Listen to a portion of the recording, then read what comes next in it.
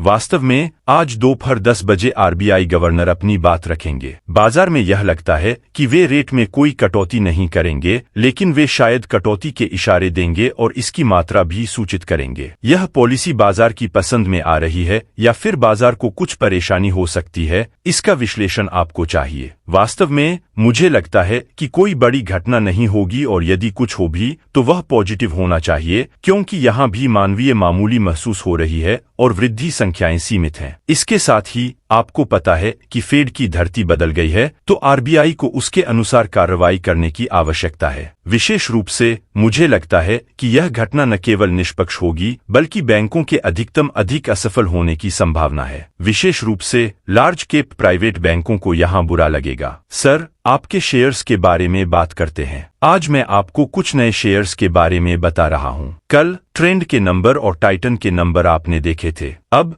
मुझे एक और शेयर के बारे में बताने का मौका मिल रहा है, पराग मिल्क। कल इसके नंबर 800 करोड़ रुपए की टॉप लाइन और 35 करोड़ रुपए का प्रॉफिट है, जो पिछले साल की तुलना में बहुत अधिक है। इसमें चीजों में प्रोटीन, घी और दूध के उत्पादों में बदलाव आ रहा है, जिससे यह बाजार में बहुत बड़ी मार्केट कैप होगी। बाजार इससे 30% अजीब से संगठित तक पहुंचेगा। इसी तरह ट्रेंड और टाइटन में हुआ है और यही होगा डेयरी प्रोडक्ट में भी। पराग ने 9 करोड़ रुपए के प्रॉफिट के साथ 35 करोड़ रुपए के खिलाफ बाजार में कदम रखा है। यदि मैं आपसे कहूं कि 5 कंपनियों के नाम बताएं, तो आप अमूल, ब्रिटानिया और तीसरा है गोवा डेयरी प्रोडक्ट्स। यह तीसरा सबसे बड़ा है। गोवर्धन घी उनका है और मैं आपको बताऊंगा कि 70% उनके वैल्यू एडेड प्रोडक्ट्स हैं, जैसे कि घी, प्रोटीन और अन्य। और आपकी चीज 30% डेयरी प्रोडक्ट्स हैं, लेकिन यह एक डेयरी कंपनी नहीं है, यह एक वैल्यू एडेड कंपनी है। वे प्रोटीन इटप्लाटू, नेस्ले, मनिस और अन्य कंपनियों के साथ मिलकर हेवी जस्ट पोस्ट और अन्य से डेलोइट और उनके जो रिस्ट्रक्चरिंग ट्रांसफॉर्मेशन बीसीजी ने की है। मेरा मानना है कि इसकी मार्केट कैप 10,000 करोड़ भी कम लगती है,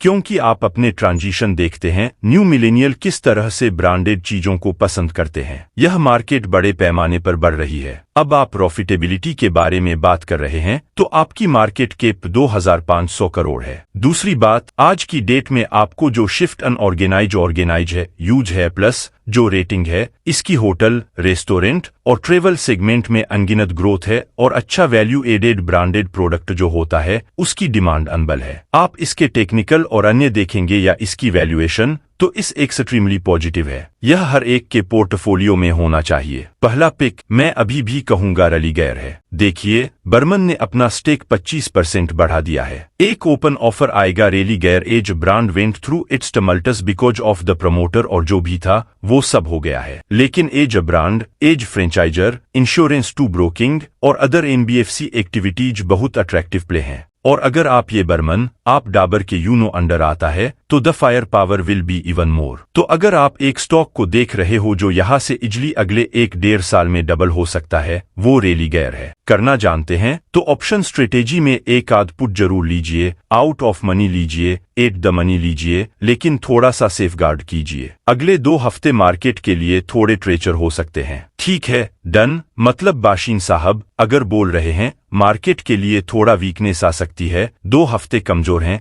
तो फिर बड़ी बात है ये, क्योंकि अमूमन आपने देखा होगा बाशिन साहब अमूमन हर गिरावट पर तेजी या फिर तेजी के पक्ष में रहते हैं, लेकिन यह बात आपको टाइम टू टाइम नोटिस भी करवा रहे हैं। बिकवाली भी करना आना चाहिए मार्केट के अंदर, नहीं तो फिर दिक्कत हो जाएगी। बाशिन साहब, एक छोटा सा मेरे को एक सवाल आपसे पता करना है। आदाब सर, शुभ सुबह। डिम्पी, मेरी देखरेख के अनुसार मनीष को 2 हफ्तों में कंसोलिडेट करने की संभावना है और मैं इंडेक्स पर में इतना प्रतिकूल नहीं हूं। मैं मिडकैप्स पर कुछ हानि का लाभ उठाने का सुझाव देता हूं, क्योंकि यदि कोई पैराबोलिक राइज हो तो वह बेहद खतरनाक हो सकता है और लगभग सभी के मन में विद्रोह का भाव है। मैं यह कहना नहीं चाहता कि उनके नतीजे बहुत अच्छे हैं, लेकिन यहाँ आपको कुछ सावधानी बरतनी चाहिए। हमारा मानना है कि बुल मार्केट में no questioning the power of it but always periodic on an uptake only profit. अंग्रेजी का दुनिया की अंग्रेजी वेस्टनिंग the power of it but always periodic on an uptake only. आप प्रॉफिट ले सकते हैं और डाउन डे पर नहीं, इसलिए आपको सावधान रहना चाहिए। हालांकि मुझे लगता है